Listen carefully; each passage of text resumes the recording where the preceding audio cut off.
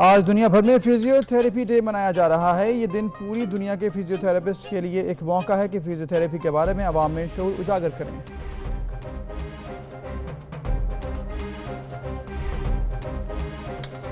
Physiotherapy है क्या? Obviously ये आपको मालूम होगा, सुना होगा कभी कोई किसी का अगर ऑपरेशन होता है या फिर किसी को कोई इशू है तो उसको एक्सरसाइज करवाई जाती है।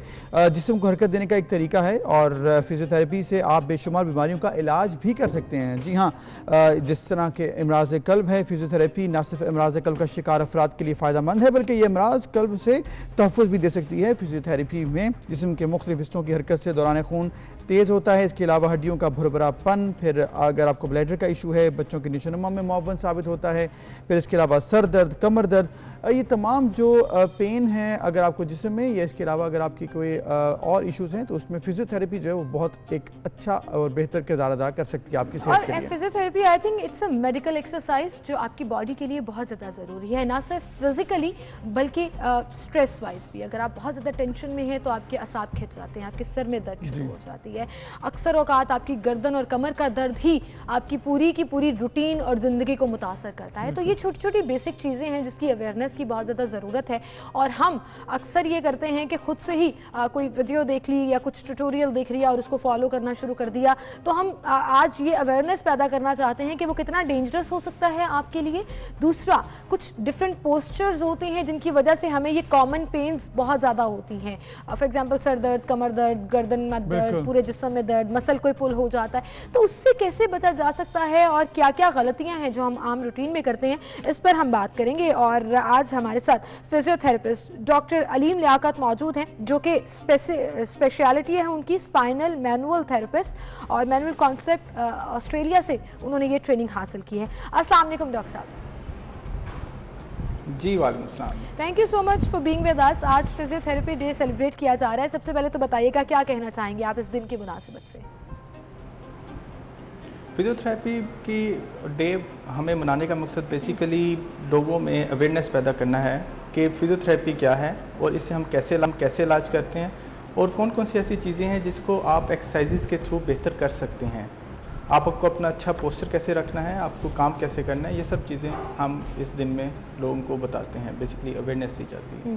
सही। तो डॉक्टर साहब, जिस तरह से हमने जिक्र किया इस सेगमेंट के आगाज़ में कि अमराज कल्ब में ब्लैडर की इश्यूज़ हैं, हड्डियों का भुरभुरापन है, सर दर्द है, कमर दर्द है, किस तरह से ये हेल्प करती है? किस तरह से लोगों को फॉलो करना चाहिए? सीखना कहाँ से चाहिए? या सिर्फ अगर आपके पास कोई फिजियोथेरेपिस्ट है उसी से मदद ले सकते हैं, या फिर आप खुद भी इसकी ट्रेनिंग कर सकते हैं घर पर?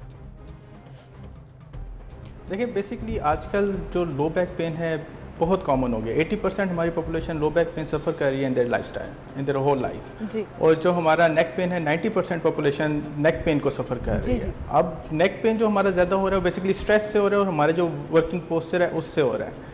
अब स्ट्रेस, हम ड्राइव करते हैं, स्ट्रेस होता है, हम बहुत ज़्यादा लोड है हमारे ऊपर, स्ट्रेस होता है, कोई इमोशनल स्ट्रेस हो सकता है। सो इन सब स्ट्रेस की वजह से गर्दन में दर्द होता है और उससे रिलेटेड फिर हेडेक स्टार्ट हो जाते हैं जिनको हम सर्वाइकोजेनिक हेडेक कहते हैं। तो ये सब चीज़ें फिजियोथेरेपी से बहुत हद तक बेहतर हो जाती हैं, 100% बेहतर हो जाते हैं। उसके बाद आपने जो बेसिकली काम करना होता है, फिजियोथेरेपी से आपको पेन फ्री करते हैं और आपको गाइड करेंगे कि आपने लाइफस्टाइल कैसे अपना रखना है, आपको एक अच्छा वर्किंग पोस्चर कैसे रखना है और आपको कौन कौन सी वर्जिशें करनी है जिससे आपको ये ना हो।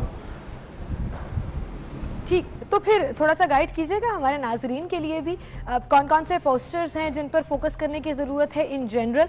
और आपने जो लोअर बैक पेन का जिक्र किया, हेडेक्स का जिक्र किया या स्ट्रेस का जिक्र किया, आई एम श्योर कि वो जो 80% आपने बोला उसमें से मेजर परसेंटेज फीमेल्स में है। सॉरी, आप क्या कह रहे हैं? तो मेरे में भी है, लेकिन मोस्टली फीमेल्स कंप्लेन करती हैं इस चीज़ की। और 35 प्लस जो एज होती है उसमें तो this is very common, every second day somebody have this back एक। तो कैसे इससे बचे? कहाँ गलती है जो हम कर रहे होते हैं? देखिए, हमारे जो आईटी प्रोफेशंस के लोग हैं, जो बैंकर्स हैं, जिन्होंने डेस्क जॉब करनी, जिन्होंने कंप्यूटर के सामने बैठ के काम करना, तो वो ज़्यादा इफेक्ट इससे ज़्यादा हो रहे हैं। उसके अंदर बेसिकली जो हमारा वर्किंग पोस्चर है वो ज़्यादा इफेक्ट। अब अगर एक बंदे ने 8 घंटे काम करना है और वो एक गलत पोस्चर में, या उसकी टेबल चेयर हाइट ही अच्छी नहीं है जो उसको कंपनी ने प्रोवाइड की है, तो वो कैसे बेहतर? इसलिए वो कंपनीज को भी काम करना चाहिए कि हम एक अच्छे टेबल और चेयर हाइट एर्गोनॉमिकली जो बेहतर हो वो प्रोवाइड करें। उसके अलावा जो आपकी स्क्रीन है वो आपकी आई लेवल के ऊपर होनी चाहिए, बिल्कुल फ्रंट पे होनी चाहिए। और आप एक्सटेंडर माउस या फिर आप एक्सटेंडर कीपैड यूज़ करें, आपके आर्म सपोर्टेड होने चाहिए, आपकी बैक रेस्ट अच्छी होनी चाहिए। अच्छा। आपके शोल्डर्स राउंडेड नहीं होने चाहिए, आपका जो हेड है वो आगे की तरफ नहीं होना चाहिए। अपना हेड को पोस्चर को अच्छा रख के आप एक अच्छे पोस्टर में काम करते हैं 8 घंटे जैसे ये बता रहे हैं नॉर्मली तो मैंने सेकंड जो हम मिस्टेक कर रहे होते हैं, ज़्यादा वो ये कर रहे होते हैं कि एक बंदा अगर 8 घंटे काम करे, कंटिन्यूसली बैठा काम करे, तो डेफिनेटली उसको पेन्स होंगे। उसको ब्रेक दें, हर घंटे 2 घंटे बाद पानी। दोबारा कांटेक्ट करते हैं डॉक्टर साहब, तक हमारी आवाज़ नहीं जा रही। और मैं अभी उनकी एक बात पे बड़ा सरप्राइज हुई हूँ कि आपका स्क्रीन जो है वो आपके आई लेवल पर होनी चाहिए। नॉर्मली तो हम ये देखते हैं कि आपकी सिटिंग पोजीशन नीचे होती है, स्क्रीन ऊपर होती है और आप आराम से ले बैक करके कंप्यूटर यूज कर रहे होते हो, व्हिच इज एक्चुअली रॉन्ग। होता ये ना कि अब जब आपका हेड मूवमेंट नीचे को होगी तो फिर आपका कॉन्स्टेंट गर्दन पर प्रेशर पड़ेगा, जिसकी वजह से हाँ, लेकिन आप नॉर्मली ऐसे होते हो, ये स्क्रीन है, आप ऐसे बैठे हुए हो। मैंने अक्सर लोगों को तो लिटरली ऑलमोस्ट लेटे हुए कंप्यूटर यूज करते हुए देखा है, काम करते हुए। That is also wrong. और बैठने में बड़ा होता है कमर का दर्द, जिस तरह से कह रहे हैं कि कमर दर्द बहुत मोस्टली, मतलब मैंने जिक्र किया ना कि मुझे अब ये एक रूटीन बन चुकी है ना कि अभी लोअर बैक में पेन है, एक रूटीन है हर बंदे को। वो कह रहे हैं 80% लोगों को है, मतलब 10 में से 8 लोगों को है। इसका मतलब है कि रूटीन है, कि नॉर्मल चीज़ है, लेकिन ये नॉर्मल होनी नहीं चाहिए। ये हमें पोस्चर्स का पता होना चाहिए और हम कोशिश करेंगे डॉक्टर साहब से हमारा दोबारा रब्ता हो तो हम जाने के हम अवेयर कैसे कर सकते हैं। मोस्टली लोगों को नहीं पता, अब हर एक डॉक्टर के पास नहीं जाता, फिजियोथेरेपिस्ट के पास नहीं जाता। हमारे यहाँ तो एग्जैक्टली इसके लिए अवेयरनेस जरूरी है। अवेयरनेस सिर्फ इतनी सी है कि अगर आपको आपके मेडिकल स्पेशलिस्ट रेफर कर देते हैं फिजियोथेरेपिस्ट के पास, तो आप यूजुअली इग्नोर कर देते हो, आप उस तरफ जाते ही नहीं है अनटिल अनलेस कोई बहुत मेजर प्रॉब्लम ना हो। जैसे कि जैसे कहा जा रहा है कि अमराज़े कल्ब में दिल के पट्टों को या मसल्स को स्ट्रॉन्ग करने के लिए फिजियोथेरेपिस्ट आपको मदद फराहम करते हैं, लेकिन नॉर्मली हम चूंकि इस चीज़ को एक्सेप्ट नहीं करते और हमें लगता है कि ये ज़रूरी नहीं है, तो हम उससे स्किप कर जाते हैं। डॉक्टर साहब हमारे साथ मौजूद हैं। डॉक्टर साहब, अभी जैसे आप आम पोस्चर्स की बात कर रहे थे कि स्क्रीन आपके बिल्कुल सामने होनी चाहिए, बाजू और हाथ सपोर्टिव होने चाहिए, तो क्या ये स्ट्रेस रिलीज में हेल्प करता है लोगों की? फिर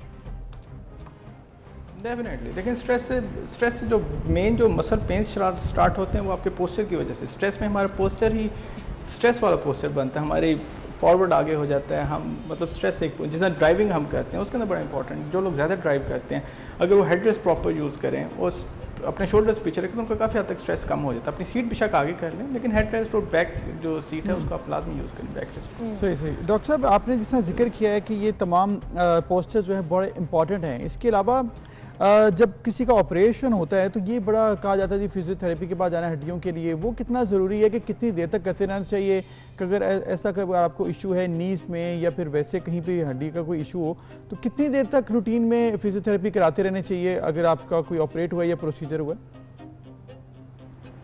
देखें, जो सर्जरी है वो आपको आपकी लाइफ बढ़ा देती है। एक सर्जन सर्जरी करता है उससे आपकी लाइफ बढ़ जाती है। जो क्वालिटी ऑफ लाइफ है वो एक फिजियोथेरेपिस्ट आपको प्रोवाइड करता है। आपकी अगर आपने नी रिप्लेसमेंट फॉर एग्जांपल कराते हैं, उसके बाद अगर आप प्रॉपर उसकी रिहैब नहीं कराते तो उसके इतने अच्छे इफेक्ट्स नहीं आएंगे। अगर आपकी मसल स्ट्रेंथनिंग बाद में बेहतर नहीं होती, अगर किसी को कोई फ्रैक्चर होता है, अगर उसके बाद कंट्रैक्चर्स पड़ जाते हैं, लोगों के बाजू मूव ही नहीं हो रहा, फॉर एग्जांपल बाजू का फ्रैक्चर होता है, अब बाजू मूव नहीं हो रहा, अगर उसके अंदर आप उसके बाद फिजियोथेरेपी अगर नहीं करेंगे तो एक परमानेंट डिसेबिलिटी बन जाएगी और उसको अर्ली फेज के अंदर करना बहुत ज़रूरी होता है। हम अलग अर्ली फेज मिस कर जाते हैं, अक्सर लोगों को अवेयरनेस ही नहीं होती कि फिजियोथेरेपिस्ट के पास जाना है, उसने जाके हमारे बाजू की एक्सरसाइज करवाएंगे, मोबिलाइज करेंगे तो वो बेहतर होगा। जी। वो बहुत लोगों को इसकी अवेयरनेस की ज़रूरत है कि अगर आपका कोई एक्सीडेंट होता है उसके बाद फिजियोथेरेपी उतनी ही इंपॉर्टेंट है जितनी वो सर्जरी थी। बिल्कुल ठीक। अच्छा डॉक्टर साहब, ये बात तो आपने सही की and there is a percentage जो लोग इस चीज़ को सीरियस उस तरह से नहीं लेते, but I think there is a major percentage जो ऑपरेशन या सर्जरी जैसे सीरियस इश्यूज़ के बाद जब डॉक्टर रिकमेंड करते हैं तो आप फिजियोथेरेपिस्ट के पास जाते भी हैं और सेशंस भी लेते हैं। वहीं पर मैं ये कहना चाहूँगी कि ये जिस तरह आपने कॉमन बीमारियों की बात की जिसमें हड्डियों के हवाले से पेन है, पेन रिलीफ बेसिकली फिजियोथेरेपिस्ट के ज़रिए आप कर सकते हैं। वो कमर का दर्द है, सर का है, मसल का है, शोल्डर्स का है। अब यूजुअली लोग क्या करते हैं कि कोई ट्यूटोरियल देख लिया, कोई ऑनलाइन वीडियो देख ली और उसको फॉलो करके वही चीज़ें जो हैं वो घर पे खुद ही करना शुरू कर देते हैं। Is it healthy? आपका क्या टेक है इस पर? देखें, दिस इज़ अ रिस्क। अगर आप खुद कुछ देख के खुद कुछ कर रहे हैं तो इट्स अ ग्रेट रिस्क। हर चीज़ हर इंसान के लिए नहीं बनी होती। Every patient is different from other. आपकी हर कंडीशन, बैक पेन सिर्फ बैक पेन नहीं होता, बैक पेन के अंडरलाइन कॉज बहुत हंड्रेड्स में हो सकते हैं। तो आपने एग्जैक्ट उस कॉज को लेके उस पर्टिकुलर अगर आप एक्सरसाइज नहीं कर रहे, गलत कर रहे हैं तो आपको पेन बढ़ सकता है और बढ़ता है यूजुअली हमारे पास जो लोग आते हैं। जी। तो डॉक्टर साहब, ये जो आपने पॉइंट रेज किया है, वो हर चीज़ आपने जो पॉइंट रेज किया है कि लोगों को हर एक्सरसाइज हर शख्स के लिए नहीं है, तो फिर किस तरह से अवेयर करना है? कोई आप इसके हवाले से कुछ आपने कोई मीटिंग की हो किसी से, गवर्नमेंट रिप्रेजेंटेशंस के साथ बात की हो, रिप्रेजेंटेटिव्स के साथ, क्योंकि इसको लेके चलें आम पब्लिक तक ये बात पहुंचे, क्योंकि मोस्टली लोगों को नहीं पता कि आज वर्ल्ड फिजियोथेरेपी डे है। किस तरह से लोगों तक ये बात पहुंचेगी, जो एक्सपर्टीज़ है वो आम शख्स तक कैसे पहुंच सकती है?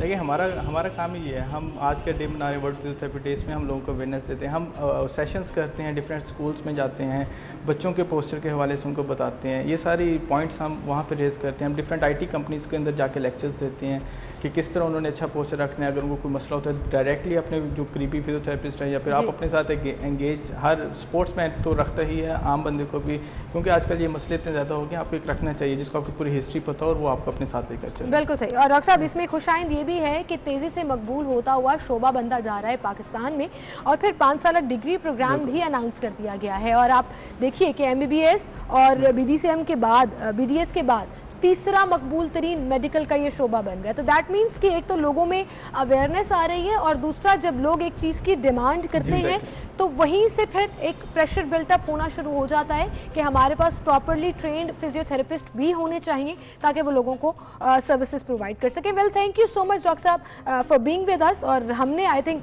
अपना रोल यह है कि इस दिन की मुनासिबत से ना सिर्फ बात की बल्कि कोशिश की कि आप तक ऑथेंटिक इन्फॉर्मेशन एक मुस्तनिद डॉक्टर के थ्रू ही पहुँचाई। बिल्कुल। एनीवेज, एक ब्रेक।